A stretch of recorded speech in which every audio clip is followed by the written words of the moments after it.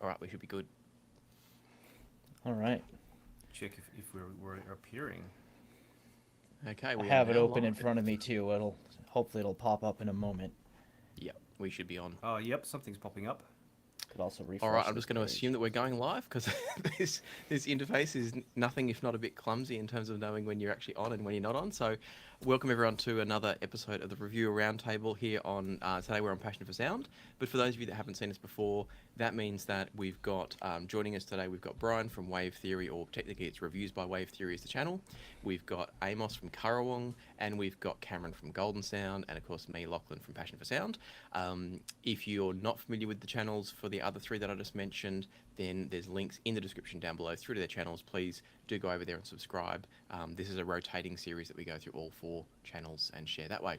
So let's talk. We're going to jump straight into this one because the big news at the moment is, of course, that MQA, I've said on the thumbnail a little bit cheekily that MQA is dead. That's not entirely true, although it was interesting. I saw Jason Stoddard mention the other day on the live stream from Shit that he believes it's dead. He's basically saying, who wants to have a company that's gone through bankruptcy and then come back to life? That's not exactly a resounding value proposition. So it's interesting to see where things are up to with MQA. Does any of you other three want to jump in with your initial thoughts on, is MQA dead, or is this just a transition period? What are your thoughts? Who wants to jump in? Can I jump in on that just because I've got a little bit of perspective into how UK companies operate and some of the Yeah, I was going to ask what confusion going into ar- administration means in that Yeah. line. Yeah, so So- please tell us what that means. There's quite a lot of this sort of discussion online. MQA's PR statement was that, well, we're not, bankrupt. It's a restructuring initiative, which is, I obviously I'm a little bit biased, but that's the most hilarious PR spin I've ever seen for a company that's going bankrupt. That sounds very marketing gobbledygook. Yeah. Yeah, they are not Yeah. technically bankrupt because companies do not go bankrupt in the UK. Bankruptcy is something which applies to people, individuals, not companies. In the UK, when you are declared insolvent, i.e. you are not able to meet your debts, you are no longer what's called a going concern, you go into administration. It is Right. functionally the same thing as Chapter 11 bankruptcy in the US. It's just not called bankruptcy. So, no, they're not bankrupt because that's not a thing in the UK. They are insolvent, which is technically the same thing. The same thing. Yeah, okay. I wish Means we could they tell the don't bank have money. personally that Yeah. same thing. Yeah, I'm Yeah. just undergoing a restructuring at the moment. Yeah. From the bank, be fantastic. Yeah. And I've got a theory. I threw this out. I was talking to somebody and I threw this out there the other day. I wonder if behind the scenes, and I wonder if this is going to come out at some point, I wonder if a triggering point for this was that Tidal had a contract with MQA throughout all this period, and I don't know how long it's been, but I wonder if they've decided not to renew that contract, and they're obviously the biggest provider of MQA, and that's pulled the pin. Cameron, you look like you're shaking your head. No, so anyone who's watching, you can go and have a look. Just search MQA Limited Companies House. Their accounts filings are public. Okay. So the company has been making a loss for a very long time. This is not something that's sort of been, as a result of Tidal cancelling a contract or as a result of my video or anything like that. This has been, well, they've never made a profit. They lost £4.3 million in 2021 and £4.3 million in 2020. Wow. Their filings for 2022 aren't public yet. Their turnover is about 600k, generally. And that's not profit, that's turnover, how much money they bring in. So they're bringing in about 600k and losing about 4.3 million pounds a year. So There's a bit of a gap there. There's, yes, there's no a little contract bit. would There- have made a difference. The difference is basically that their main investor, who's been funneling money into it, has pulled out. And in their last accounts, in their going concern statement, they said, if this investor pulls out, we will no longer be a going concern. This investor has now pulled out, and they are no longer a going concern, and they've gone into administration. Yeah. Is there any word on why this investor has pulled out? Those numbers that Cameron Losing just gave tens us. of Yeah. millions of dollars over many Lose years. it, I mean, isn't really That'll do it. Yes, I get that, Yeah. but I mean, is there something more than that, or it's just like I'm losing money here, I'm out? I mean, which is as good a reason as any, I suppose. No. It's not so much a I'm losing money, I'm out thing, because generally investors, particularly in newer businesses or different, unique businesses, are okay with losing money for a short period of time. The idea being that you then make lots more money later on. Down the And road, right. The idea with MQA Yeah. was that it's going to lose money initially, that's fine, but then it'll become the de facto standard for high-end audio and everyone will be using it, and so we'll make loads of money. And that didn't happen. They've seen basically no growth for years, and so their investors going, there's nothing happening here, and I'm losing millions. So And it's not so they much have- the losing, it's the fact that there's no growth in it. Yeah. And I was going to say, if we can just jump in, because David Cluck in the comments has said, isn't there still opportunity for some new investors to step in? And I think that, for me, is really the big question is the reason this investor will have pulled out, their major investor, will be because they can see that there's no future prospects. There's no, like you look at MQA, where's the area of growth? There's no available area of growth for them. Tidal was basically it. MQA CD is a bit of a joke in a world where most people no longer own CD transports, let alone an MQA CD transport. And I don't know how, I've never actually even looked into how MQA CD works. So maybe you can run on your regular CD player and then it gets decoded later. I'm guessing that's not the case. I can answer all that. Yeah. Okay, cool. So it seems. So I'll just go way back. One of the primary people in Dolby was on their board very early on and left very early on, which is probably a sign. And if you think now you have Dolby Atmos and all the encoding through Apple and everything like that. If you want speculation about what killed it, I think like Apple and the others going into high res and the Dolby Atmos, that was where there was a future, the whole 3D thing. And obviously MQA pitched, it's not Bob Stewart's first time trying to pitch, high end, a high res stuff or high res encodings by a long shot. But obviously, he was trying to pitch, the whole MQA thing to manufacturers, recording studios. There was nothing that pretty much encoded it. The recording industry, apart from say, obviously there was an interest from the big recording labels because if it took on, they wanted to be in there, obviously, because that's where the money is. And it didn't, and I don't believe they invested it or had any, invested any money in MQA. It was just like, well, if it succeeds, it does. If it doesn't, it doesn't. Except maybe in just providing their catalogs for encoding into Tidal. So I think of course what killed it is the whole Dolby, the whole was it Dolby, not Dolby Atmos, the spatial audio really is what killed it. And the I guess MQA went through stages where they kept trying to find new markets. Now the whole CD thing, as you mentioned, is the MQA CD with a bit of traction in Japan. A little bit, and it was, to quote one distributor who I talked to, it said for the old people to have their high res. So for the old guys who still run spinners to have their high res, because Japan is a very it's not really high res. Yeah, it's actually 13-bit, CD with 3 bits with a whole bunch of stuff encoded, which we don't care. Stuff that's inaudible, we don't care about. So I suppose it's for them to have their green light or blue light or whatever it is. And so then they tried to get into video and showed how they were encoding some video. And I do kind of wonder if this wasn't like, go to the investor, look where we've got this new market, we're going into video. And I haven't heard of anything else about that since. And then the next one was obviously, and there was MQA CD, then there was the video, and then there was the latest one, which was the Bluetooth encoding, the audio encoding, high-res audio over, Bluetooth. And it's like as if we need another codec.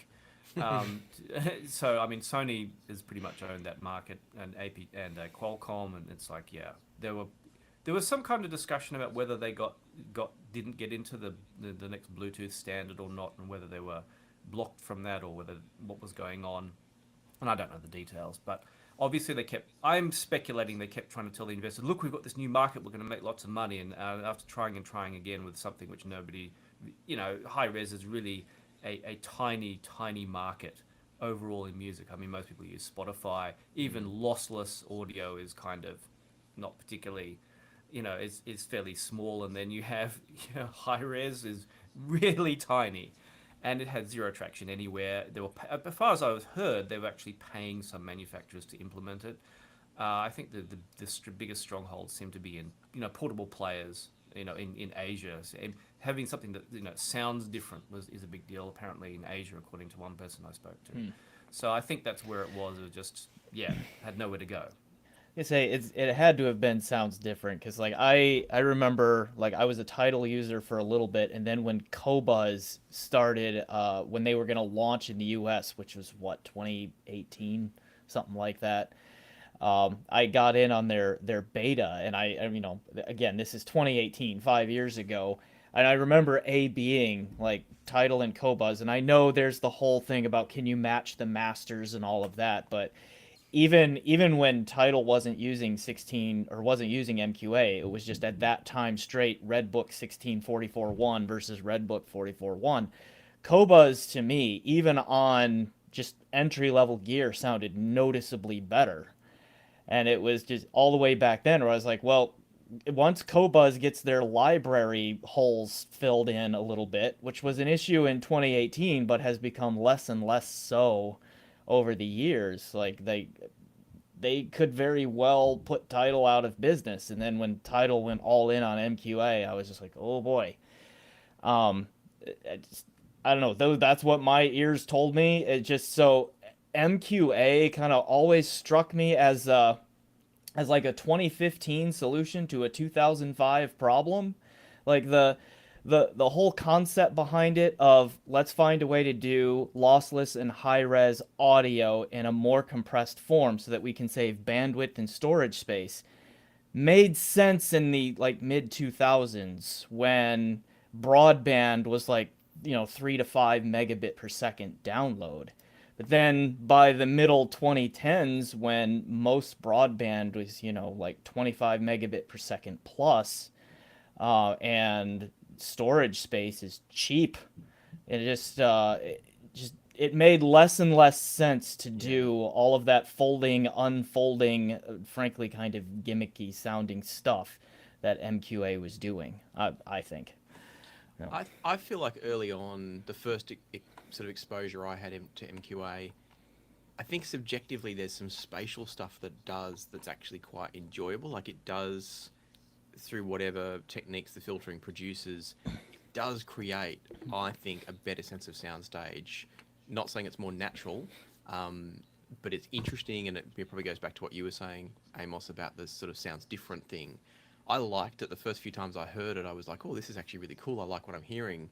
But I was exactly the same as you, Brian, where when I actually one day sat down and thought, how's Qobuz, how's Tidal side by side, it was a no contest when you heard the greater sense of resolution to me. Oh yeah, it was not close. I remember being stunned how big the difference was between the two. And that's so. Sorry, just to be clear, what I was saying there as well. That was MQA versus Qobuz, and then when you went to regular Tidal, like you were saying before, Brian, that was still there was still a clear difference there for me as well. So, yeah, I think it's interesting. The other thing I was curious to know is what does this mean for the three of you in terms of your view of Tidal versus Qobuz versus whatever other platforms you might look at, Deezer, Pandora, Spotify, etc. Cameron, do you want to jump in? Where are you with streaming services?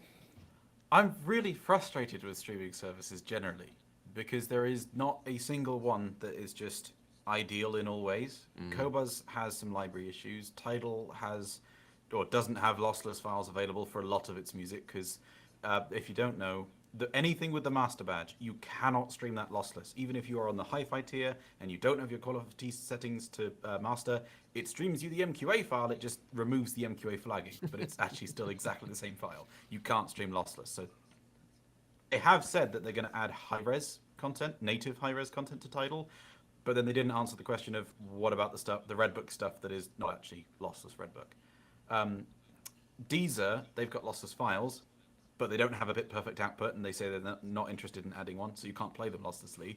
Apple Music, I think that's changed recently because they've got some new software stuff out, but previously you could only play it losslessly if you had Apple devices. On Windows, they just wouldn't let you do it because go buy a MacBook.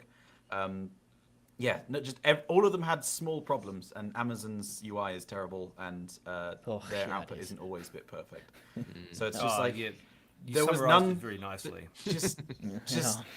Just did everything. If Deezer adds a bit perfect output, it's going to be perfect. If Tidal just put lossless stuff back, it would be perfect. If Qobuz fixes their library, it would be perfect. And I mean, Spotify high-res is coming, and really? Not too distant future. Yes, it is coming. We've been hearing that for like 3 years. Yeah. Yeah. That's probably going to kill some of the other services, to be honest, because even though I'm not so much of a fan of the fact that Spotify kind of locks things down, like they don't let anyone else in besides, I think, Sonos and Tesla integrate with their software, so you can't use it on Roon and stuff. It's the most popular service by far, and it's probably going to just make stuff like Tidal and Qobuz unviable, basically. And that makes me sad because Me too. their business model is horrendous for the musicians. I loathe that side of it, and I wish more people would move over to any of the others. I don't really care which one. And I haven't looked into all of them in depth, so that'd be an interesting piece of research to do for someone at some point, is to work out which one is actually truly the best for the musicians and the artists involved. I think but yes, there are. Spotify horrendous. Yeah, I think there are some information about how much they pay out each of the artists. I can't remember. There would if be, I'm Qobuz was sure. the highest. Yeah, Yeah. there is. There's even some, listed on but it seems to Wikipedia. change depending on who's got it, and it's not entirely clear. My understanding at the moment is that in terms of the general overall amount of money that from your subscription goes to artists, the best one is Qobuz, but then Tidal, because of the weighting system, more of the money goes to the artists that you listen to the most. So your favorite artist will get more money if you listen on Tidal, but more of your money overall will go to artists if you use Qobuz. So it kind of depends on whether you Yeah, listen to it and want to give money to the same people or not. That's interesting because I also saw there's a really interesting site called Visual Capitalist, which had a list of all the top streaming companies in the world with this wonderful graph, and Deezer showed up in the top. There's Spotify and Deezer were in there. Qobuz and Tidal didn't exist on that graph at all. It's just too tiny. So yeah, I think if Spotify did go high res, I think still the people who are fans of Qobuz would still stay with Qobuz because I think it's a very country dependent thing. I don't know what Spotify's distribution is amongst, say, through Europe. And I mean, we always tend to think a lot of people who watch our channels are America centric, and there's a lot of stuff. Europe is just a totally different place to everything is different there. What people I mean, Deezer, for Qobuz example. just launched in Canada a few days ago. Yeah. Like, it's been within the last month that Qobuz finally made it to Canada. I think one of the complications is Yeah. like I saw a graph of like a flow chart of how music the rights distribution and all that kind of thing, and it's insanely complex. I just remember being like, so Qobuz, you think, why doesn't Qobuz launch in a country? Well, they have to have rights to be able to stream stuff everywhere, and I think I've at least come across one. I think I signed up a trial account not just in one country but in another country, and the music available was different or something like that. Or something I wanted to stream in one, I couldn't stream in another, or and something bizarre going on there. But it's such a complex thing. It's really for the huge players who can do it everywhere, who can secure the rights easily, and the small companies, going to Warner Brothers or whoever and saying, oh, we want to open up in this country, can we sign something? It must be a huge undertaking for them, whereas it's not such a big deal for Apple or Spotify and all that. So, but I think Tidal, I remember, is extremely small, and I guess they had to be essentially bought out to to continue functioning. Is my impression of what happened is they had to sell themselves, and It's really hard to make money in that business. I mean, I don't know if any of them are actually profitable at the moment, because Spotify isn't, Tidal isn't, I don't think. At least they've not been in great financial shape. I don't know if any of the others are either, to be honest. But it's the label most of the money, not the artists, not the streaming services. Yeah. It's the labels. They basically take the biggest chunk. If you find one of those like pie charts, it's Yeah. labels and then little pieces for everyone else. I have this fear, and I don't know if it's rational or not, so I will throw it out there and ask you three what you think about this. I have this fear that eventually the music streaming market is going to become as fractured as the video streaming market. And what I mean by that is, like, on the video side, you've got like Netflix and Amazon and Apple and HBO and just so many, like, generating their own original content.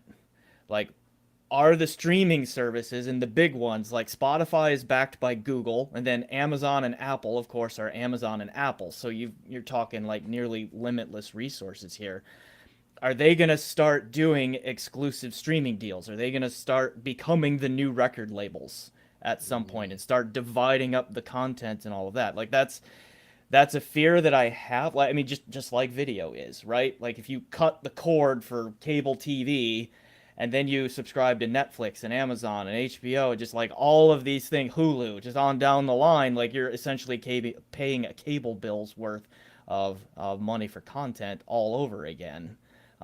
At the end of it, like, is that the future of music streaming? Like, I hope not, but I can't. Unfortunately, It's hard to probably picture a is. future where that doesn't happen. You know, Or that like, same I mean, just look at idea. what's happened with app stores. I mean, yeah, ignoring music, that's so centralized, even though it doesn't need to be. And the other thing, this is where I thought you were going, Brian, is what's to stop Sony, Warner Brothers, the actual the actual labels going, you know what? We could get that extra couple of slices of the pie if we just do the streaming ourselves. yeah, That's the other possibility is, like your HBO's, Paramount Plus, etc. That's essentially the studios what saying they've done. we're producing the content, we'll be the ones to share the content. That would be, that would be a bit horrible if that happened. Right, Like and I think why music has stayed the way it is, like you can still get most of the world's music on a single service still. I think one of the reasons that started that way is that record companies started independent of like television studios, for example, and so it was already normal practice for record companies to make their content available on radio, and so you still had all of the content from multiple creators in one distribution medium. And I think it's really just kind of been inertia that has held that together for music streaming. But 10 years from now, is that still going to be the case? I don't know. And I'm honestly a little bit worried about that.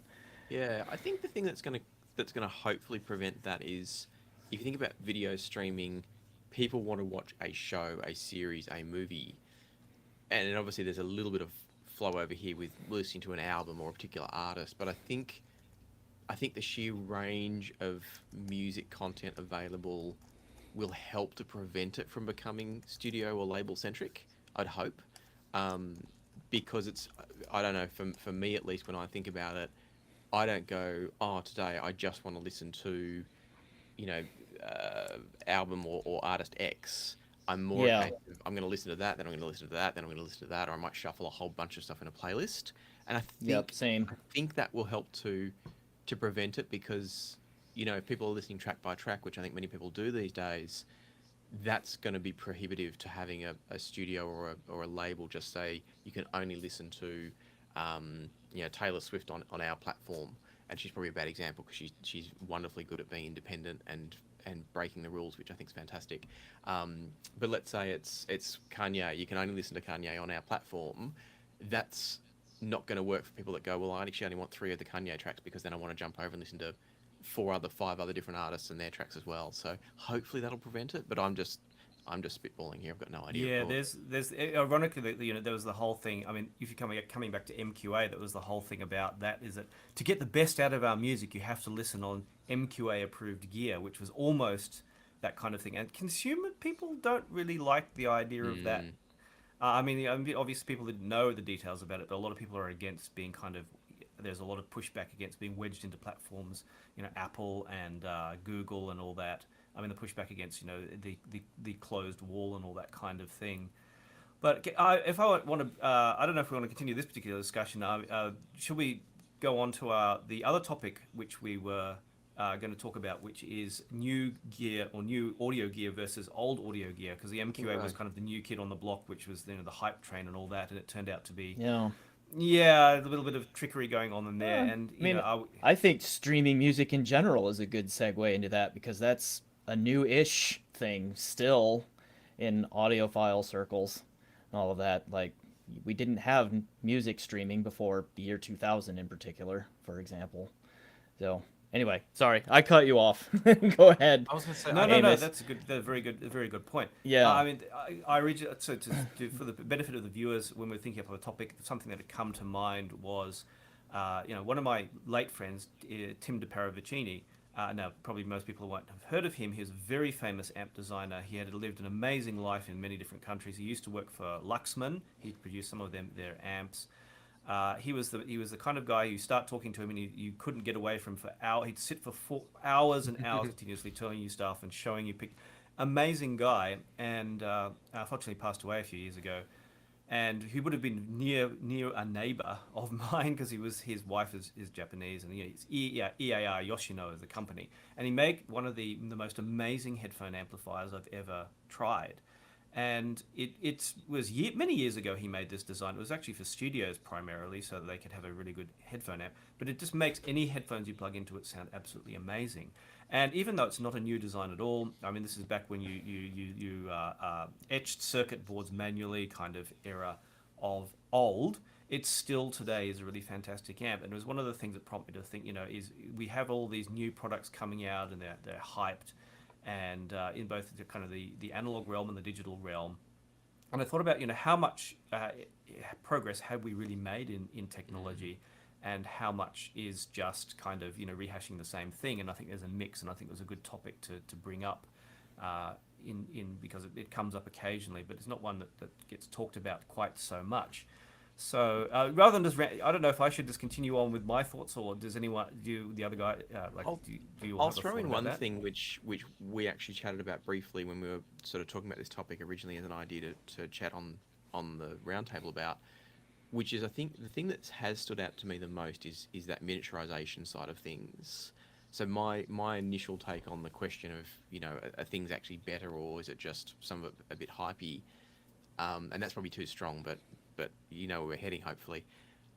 For me, it's the ability to now take some of those devices which once upon a time had to sit on a desktop and be able to put them in your pocket. So if you want to walk out the door with a HEADPHONE dongle, or a Shanling dongle, or an EMN dongle, whichever one it might be, and so many other brands too, you can pick up the one of your choice, chuck it in your pocket, and you've got full-on amplification, decoding, high res, you name it, in your pocket. That to me is a huge advancement. It's a huge step forwards in terms of being able to take the music with you. But I think that for me is one of the few areas that I think we've really stepped forward. I think a lot of other stuff, it's different, but I don't know, I think about something like the Auralic Taurus Mark II headphone amp. If you get your hands on one of those secondhand, for the money that you paid at the time, the money that you're paying now secondhand, it stacks up easily with anything else that's come out. I'm not saying it's necessarily better, but it's absolutely comparable and just different to anything else on the market today of a similar price. And I think that's pretty common for most things that I look at. What do others think? I was going to say that I think it's dependent on the category, because there's certain things like speakers I don't really think have gotten tons better over the last few decades, to be honest. There's been improvements in most of these areas for sure, but not that much. Headphones I think have moved on quite a bit. IEMs, I think we spoke about this before. IEMs have just moved just incredible. It's mind-boggling. The 2 years ago, what you would get, let alone 10 or 20, it's insane. 10 years ago, what we call $200 IEM was just would nowadays be considered rubbish. It was just absolutely, totally different. And also, sorry, not to derail, Duke86 fan, he mentioned that he says he hates the fact that Spotify Hi-Fi is probably never going to happen. Trust me, it is going to happen. Can't say any more than that, but it's You happening. have all the secrets, Cameron. Wow. It's Jeez. but it just What secret society are you a member of over there? Jeez. But with the stuff like getting better, I think it's not necessarily a case of things getting better, but with headphones in particular, or headphone amps and DACs and that kind of thing, what you can get for a given price is a lot better. Like you could get really good headphone amps and, to an extent, really good headphones for a lot of money 10 years ago. Now what you can get for $300 or a $400 set of headphone and a $200 DAC and amp, whatever, is so much ahead, so far ahead. That's where things have improved, is in not necessarily the amount of performance that you can actually get, but the price to performance ratio. That's an interesting one. I think it's true, but I'm also curious what people think. My impression is that, if you imagine that there was absolute entry level and top of the range was like this, I feel like for a long time, all of the products were sitting here, and there might have been a couple of really crappy basic things here. I feel like almost what's happened is we've filled in there. I don't feel like necessarily we've changed the performance at this level. I think, there'll be slight increases in performance at the really high end and that sort of mid to high end. But it's almost like, if I think back, there wasn't a lot you could buy in that really budget range, or maybe it just wasn't worth buying. I'm not sure. Whereas I feel like now you've still kept that top tier stuff, sort of mid tier and up, but we've actually almost filled in the bottom. That all that goodness has trickled down and been, it's not as good as the really high end, but it's filled in that gap down below. Is that I how you think see it, or am I not remembering something? no, I'd agree. Oh well, I'd partially agree with that. I think there have been advancements and genuine steps forward at other levels as well. But the budget segment is the bit which has just moved on so far. And honestly, that's just economics. It's just the fact that this hobby, this market, has grown so much, and there are so many more people who are now genuinely wanting something which is good for $50. And previously, there were not that many people that wanted that, and the people who were paying that much were just looking for something that would work and play music. Whereas now, I think it's there's a more also just competitive market, and there's a bigger market in general. I think time, just the passage of time, also has a lot to do with that. Like, I mean, Amos mentioned amplifiers, and it's true that amplifier tech, the basics of amplifier design, has been relatively constant with, just little evolutionary changes over the years there there and there. But if you think about the development time now to design an amp and hit that $100 price point, or even that $50 price point, as Cameron just mentioned, like, it's so much easier to do that now because we have had so many decades of learning how to make decent amps, right? And so it's not necessarily stealing a design, it's just that we don't have to keep reinventing the wheel. We have lots of good wheels out there. We can take them, we can, clean them up a little bit, put them in a little different package, and off we go. So I think one of the reasons that the lower tier qualities has exploded and it really lifted here recently is just that the amount of R&D time is less than it used to be, just because of And the the passage ability of to time. make things, Yeah. I mean, the streamlining of production processes to make things cheaper and more efficient. Amos, you were just holding up one of the shit amps. They'd be a great example where It's a niche one, they've but yeah. found ways to make those products more compact, easier to make, keep the prices low, and they're not the only thing have done the same. SMSL have done the same. There's lots of brands doing it. There's the reason there's a lot, and I can probably fill in this. If you've ever done DIY, you'll know about this. But it's the main thing that's changed has been the component availability. So if you think about the opposite has happened in, say, if you want a stacks amp, they used to use high voltage transistors, and high voltage transistors were basically what was used in TVs.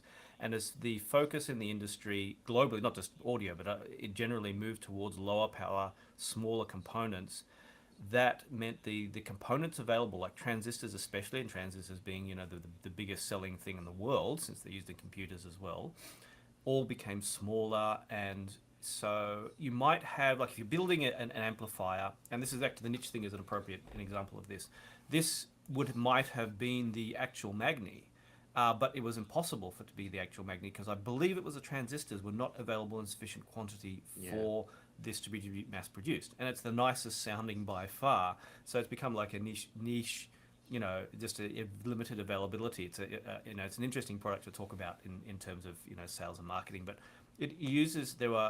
Jason, I believe, said he made 20 different versions of the Magni, and of that, came down to two. The Heresy, the op amp based one, and there's Heretic now is the new version of that. Heretic and Magni the Plus, discrete, and the 3 Plus.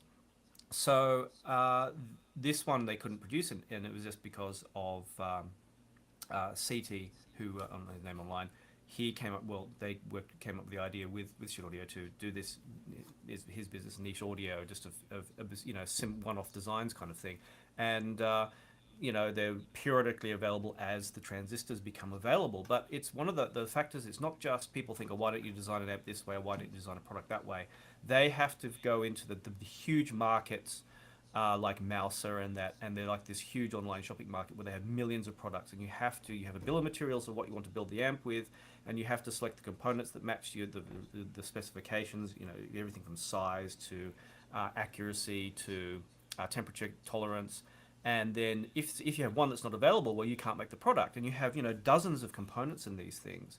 It's not you have one component is out, you're stuffed. You can't make the product, and it takes if you've gone through Kickstarter projects, it can take a single thing can derail a project. And you see the hell companies go through, and these products end up working years before they're produced. And so Shed Audio has been working on stuff. When I was there, I was shown stuff. I was shown what originally became the Jotunheim.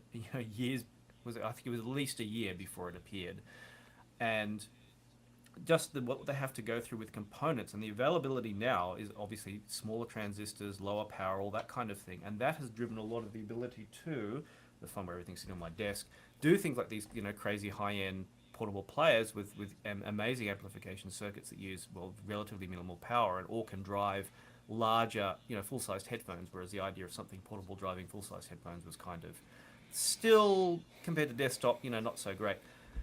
But that's where it's the component area where things I think have made the most progress, because the number of amplification circuits out there's only about half a dozen to a dozen actual designs, and everything is just like Brian said, is just reflavoring the same basic design but with different components. So that's where things in the amplifier world has made a lot of difference. And then there's the digital world is probably, I think, where that is more actual research and actual development, but also the digital conversion DACs available for manufacturers to use are just vastly better than what we had when I started in the hobby.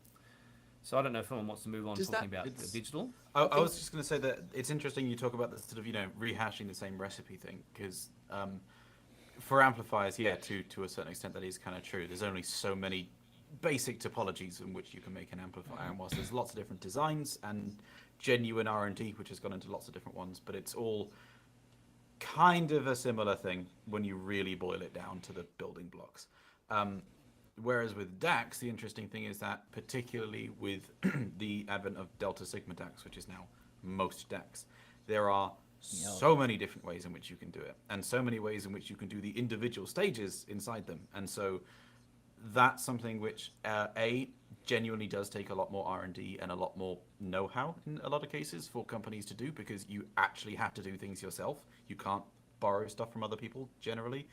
I mean, at the budget segment, a lot of people do just borrow the existing building blocks from an AKM or an ESS or something. But particularly as you look at the higher end, everyone's doing their own different thing, and some of them are wildly different with very different behaviors.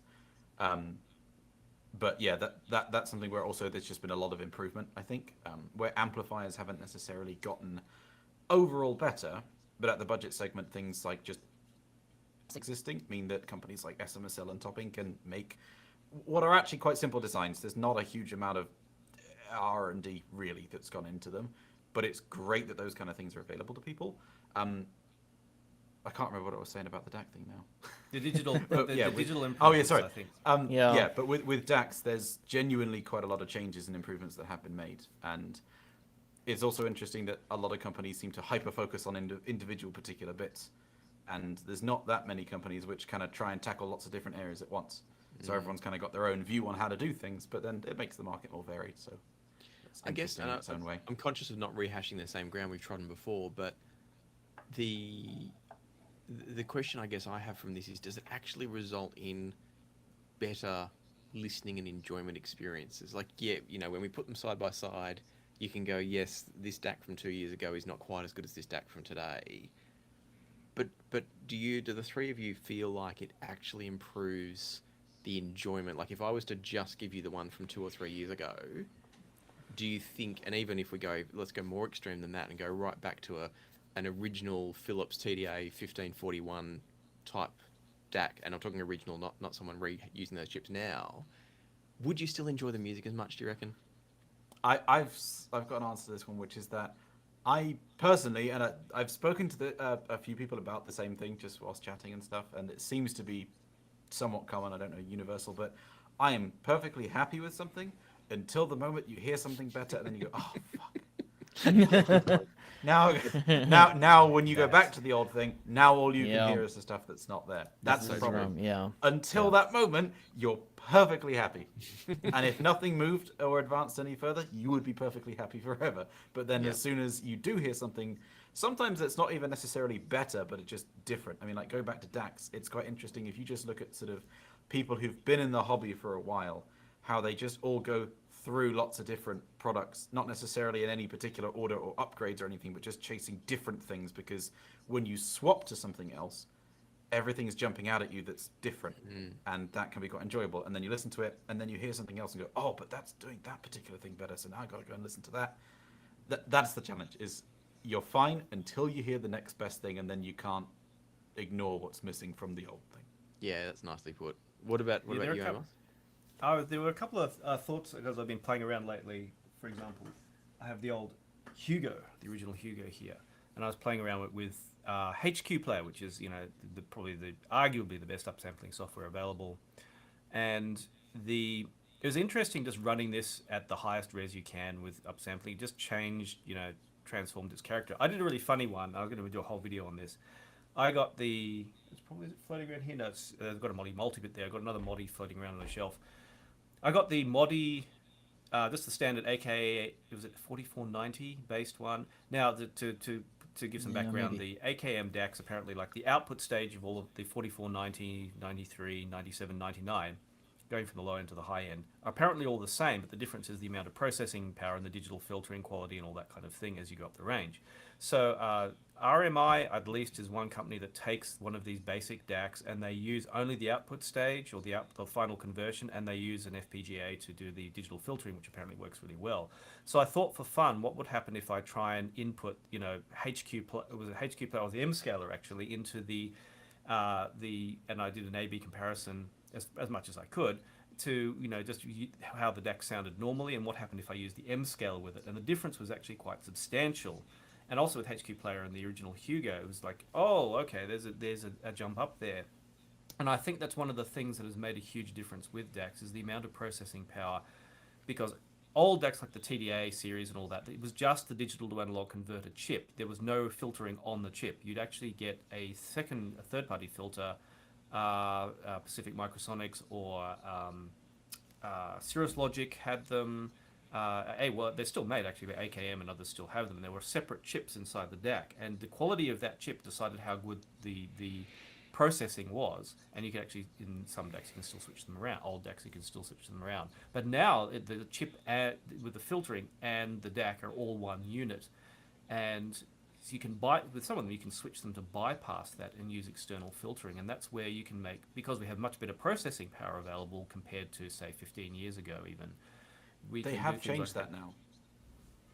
They in have the changed? in the new AKM 4499 EX chips and stuff. The main chip is just literally the converter itself, and then all of the processing is done on another chip, which you can, in theory, replace with your own stuff. They So did have it'll it with be the interesting to see, 4498, which, they did have a separate setup with the 4498, which is very obscure. I've never actually seen it in a DAC, where they did have it on separate chips. But yeah, the processing power available for digital has improved so much that the digital filtering has improved so much. And my own experiments say that it makes, just in playing as I did with that shit Modi and with the old Hugo and some other DACs, is it can make a really significant difference to, I suppose, clarity overall of the sound, and sounding more coherent overall with a DAC. And it's kind of interesting how that has improved, along with, if you can, some manufacturers I've talked to say the old Burr Brown DACs are actually relatively simple to set up, whereas the new ESS DACs are actually incredibly complex. And I think it's very few manufacturers actually even go skin deep into what they're actually capable of. And there was the new Weiss, I don't know if I pronounced it correctly, the Swiss DACs. They use the new ESS DACs, but they use very complex research into how to make them, optimize them to actually perform at their best. And I had one DAC I ever heard, which is no longer made, the Resonance DAC, which was made by ESS Tech people. They sounded completely different to ESS Tech DACs. They just sounded much smoother, much more coherent, much better, almost to the point I was going to consider buying one, than ESS DACs at the time they were made, which all sound a little bit edgy and harsh, and nobody had quite seemed to have nailed that down. So I think that in those terms, there's definitely been a lot of progress made, although how much comes out in actual, the actual DACs that you buy, I think everyone knows, I think Quarter, so one of the people at the forefront of this, and other companies, well, I think a lot of it Yeah, I think it's a complex topic. I don't want to hog the whole topic by talking on and on and on. Have you seen so do you only want the to fill in? Ferrum Waddler? No, I The haven't new yet. Ferrum DAC. That one's very interesting because speaking of HQ Player, they worked with Jussi Larko, who's the guy that makes HQ Player. So he basically they're using an ESS chip, but they've got their own IV stage and output stage design and stuff, and the digital front end done on an FPGA is entirely made by him. So it's got that's HQ really Player interesting. basically processing built into the DAC, which is pretty neat. So Oh yeah, go on. ahead. Well, I was gonna throw something a little bit different out there that is tangentially related because it involves DAX, and it also is kind of like a new thing. And to me, that's like I'm actually a little bit frustrated that like a huge percentage of the new DAX that are built, say under $1,000 are balanced, right? Which is not to say that there's inherently something wrong with a balanced DAC. It's that there are so many other good products out there, like tube amps and a lot of speaker amps and all of that, that are single-ended. And to my ears, those balanced DACs take a noticeable performance hit when using their single-ended output as compared to their balanced output. And that's not because that a balanced design is inherently better than a single-ended design. Like if you have a balanced design that you design from the ground up to be balanced, and then you have a single-ended that's designed from the ground up to be single-ended, they can both sound really phenomenally good. But the trend, it seems, has been to flood the market with these balanced DACs that are inferior to their own performance from their single-ended outputs. And that at least frustrates me because I want to be able to use nice tube amps. I want to be able to use speaker amps that are single-ended in output and all of that to their fullest capability. Like the Shitliar Plus, their hybrid tube, has only single-ended inputs on it. It's an excellent headphone amplifier. It is one of the best headphone amps under $1,000 to these ears that I have heard yet. But realizing that is very difficult when so many of the DAC options out there that you can pair with it at roughly the same cost you're not getting the best signal from it into that amplifier. So I just was throwing that out there for discussion. Like that's a trend that I see that that I understand like the benefits of balance when we bring USB connections in and connect to a computer with ground loop isolation and all of that kind of stuff. But from pure sonics, I'm a little frustrated It's mostly there. because most of the DAC chips on the market at the moment have lots of channels, though. So, like the ESS 9038, for example, that's 8 channels. And so, if you're not running it balanced, you're basically just not using a bunch of stuff. And especially particularly at the lower end of things, where most of the DACs use just like an op-amp based output stage, and most of them actually are doing exactly the same thing for the single-ended and XLR. Some of them will have a balanced output stage where the single of the output stage, and so it's actually the same circuit. Some of them will have the balanced output stage and then another output stage, which is the same thing, just half as many components.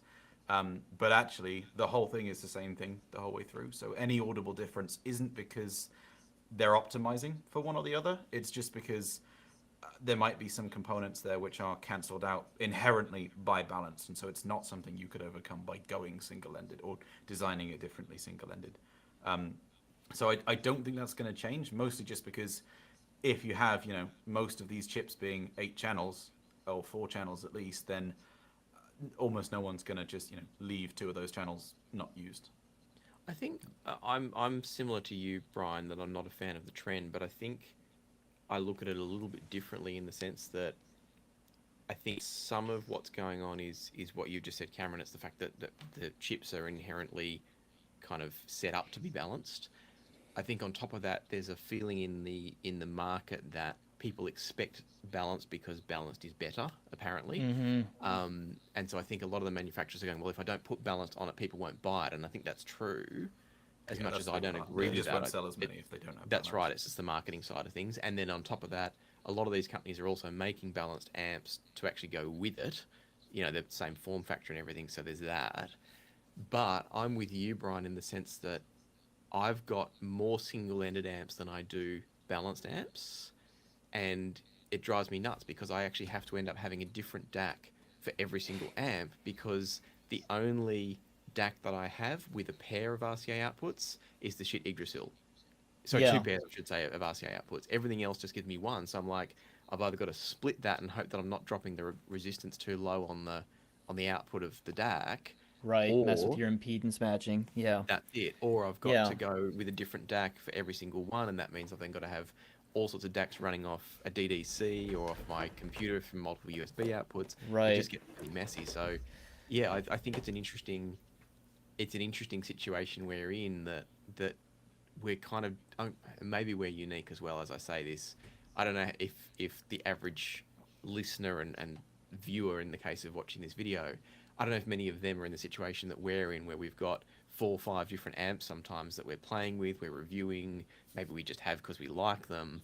Maybe that's a bit unique, but Well, I it's mean, I would wager that people who spend their time watching the four of us, look into a camera and talk about headphones and such, are probably, they probably have the balanced output of a DAC going to a nice solid state headphone amp, and then they have the single-ended output going to either a tube amp or a speaker amp or something like that, where they want to use both from the same source, and so, like, whatever the reasons are, I would like to see the market reach some sort of balance, haha, in terms of, like, like the example of the shit Lear, whatever it is there, like, amazing headphone amp. It sounds wonderful, okay, to my ears anyway, but like the lack of a balanced input on that, I think hurts it.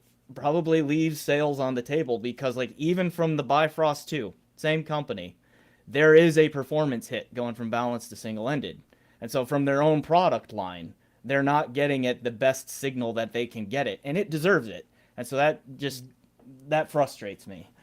With tubes, it's a Yeah. little bit trickier though, because you need more tubes and other components if you want to have it balanced. So that's the reason why a lot of tube amps are single-ended, is just because with a particularly lower cost solid state amplifier, you add another op amp, it doesn't really matter. I mean, The I majority of the cost is appreciate it that, just- but like shit also sells a relatively low cost product in their, I think it's their Lokius or something like that, that does, single-ended to, or excuse me, balanced to single-ended conversion. They know how to do it. Like, let's see it in your product that like really deserves that. And like, I'm just using this as an example. Like, if you have a bottlehead crack or like a Felix Echo, or those kinds of tube amps that a lot of people, or even like I've got the LTA MZ3 in right now for review, and that is a really nice tube amp, only single-ended inputs. Like, I have a Chord Hugo 2. That's a very high quality DAC, single-ended outputs that I can use, to help with that that evaluation. But it's getting harder and harder, I think, to match those products to DACs. I'm And just I'd going to like quickly to see jump it. in because Fred Yeah. in the chat has just mentioned that you should just get the Knob Sound Little Pair, which is a passive XLR switcher. But there's one model which I think it's got 2 XLR inputs and an RCA input, and then 1 RCA output and 2 XLR outputs. You can, as in it's physically possible to go XLR input to that and RCA out. Don't do it. It shorts the negative polarity to ground. Right. You could potentially instantly kill your DAC. You could degrade it over time. And even if it's totally fine, it's probably not performing as well as it should because you are shorting it to ground. Don't do that. I'm kind of frustrated that they still sell that product. It's actually not safe and could damage stuff. Thank you for addressing that, Cameron. I was very vague with my response because I couldn't put all that in the chat, but I've There are got others it which here. are fine. The XLR Yeah. or XLR one actually is Yeah, really good. Really do that safe in and I highly 200 recommend it. characters, But- Lachlan. Let's go. Yeah, that's right. I think there's I'm a- like, yeah, how much but- do I type here? Yeah, I think there's a balance, with I'm just thinking of the Jotunheim amp, which is probably the cheapest of the really good kind of mid-range, the cheaper the Chinese amps, which have all their fancy features, and its single-ended output is pretty crap. And I think that's not with DACs so much. With most DACs with their single-ended outputs don't seem to be a lot different in my experience. I But feel there the are same, yeah. subtle differences with the Yggdrasil, the Bifrost. Well, that was known. But I think with some devices, some designs you have, well, I mean, why wouldn't you put a Lear or Lyra with a balanced input? Well, that wouldn't be a really balanced input. They'd have to add transformers, and then that would up the cost. And then you have this cycle of, well, what do you do? And there were the SMSL amps that had balanced input and balanced output, but it wasn't balanced at all. It was single-ended. With the tube amps, I know that balanced input or output, they have transformers on the, I believe they have transformers on the input, the ones I've seen. I know on the output, like the Woo Audio WA22 is a transformer coupled amp, and so they can do that. The design actually is single-ended, but has balanced output. And a lot of Pro Audio gear works this way, as I understand that it's Yeah, single-ended. well, let's just say Yeah, I had electronics. the Mark One of the Lake People G111 within arm's reach, and like I have the Mark Two on the shelf. Actually, I took that to my office at work. That's where that is right now. But anyway, this was the Mark One, and like it's got balanced input on the back, but it's a single-ended amp, and so whatever they're doing, I mean, like yes, there is like electronic jiggering that has to happen to go Yeah. balanced to single-ended. I'm just saying that like it feels out of whack to me, like where the market is right now, and I just would like to see that yeah. balance out a little bit. That I just this the yeah. price. This is like a 550. The Mark II is like $550. So and it sounds great. The Mark II does. The Mark I was pretty good. Mark II is definitely an improvement to it. Sounds really good. So you can have really high quality, very good sounding amplifiers that do balance to single-ended conversion there, even at like the mid-5 price point. I Yeah, think even just they were a Shelly Pro Arkle Audio company. 2.5. Oh, yeah. Sorry, Amos, you go.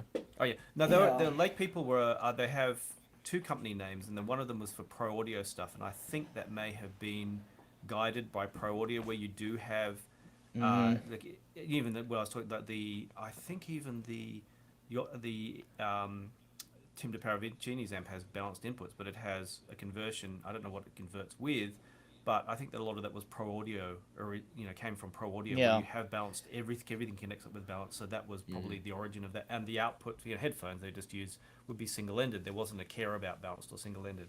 I think where it's more concerned is like this is a BTR, good old BTR5, whereas here you want to buy a simple audio thing and it has balanced output. But the balanced output it's optimized for that balanced output. And how do you tell someone you're in the hobby? Oh, okay, now you have to recable your in-ear monitors. You just not only do you have to spend the $100 and something dollars, $100 odd dollars for this, but then you have to spend extra money on a cable just because you're not using it at its optimum. It kind of seemed more ridiculous to me than the whole. I mean, the balanced and single-ended thing. Just for information, yeah, balanced to single-ended is often done with an op amp. Inside, just use a set of op amps or an op amp to convert balance to single-ended to do And the picking up what you were just saying then, Amos, one of my biggest it's not a gripe. I'm not upset by it, but I'm constantly responding to these comments, and I'm guessing all three of you are as well. When people say, "Oh, these earphones sound so much better balanced," and it's like, no, your device sounds better balanced. The earphones don't care. It's the fact that with a BTR5, BTR7, most of those sorts of devices, the single-ended output's trash compared to the balanced output.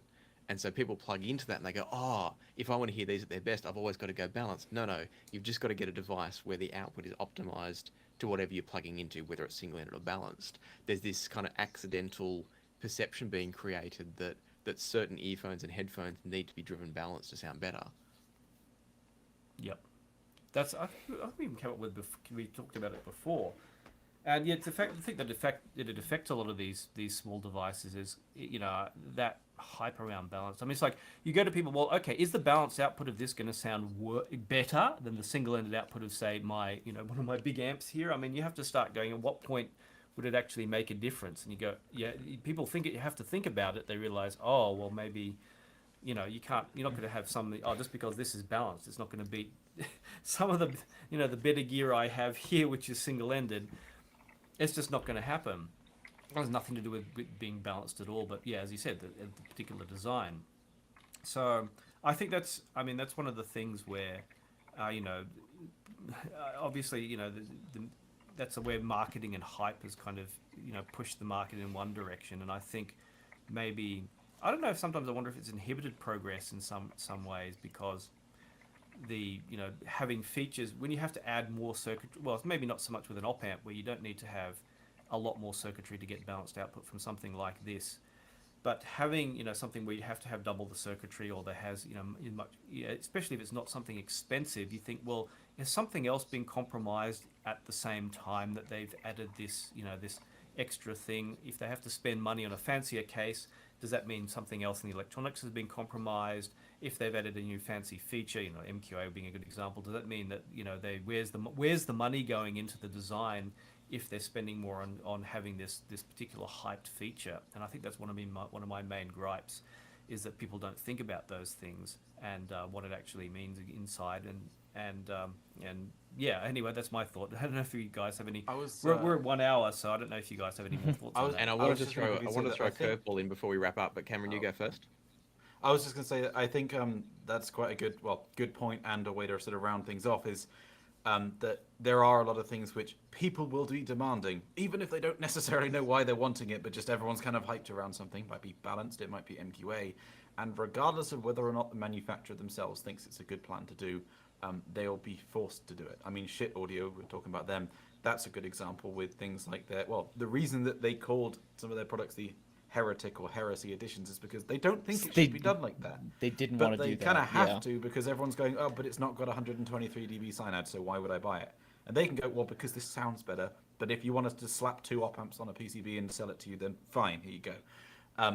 But it's like, I've also had a couple conversations with some manufacturers about MQA, and they're not wanting to add it to their product. Some of them are, but there's a lot of them who do not want to have it in their products, but they won't sell as many products if they don't put it in, so they kind of have to. And on the note of hamstringing things, that's actually a good point with MQA, because there were a few issues with that.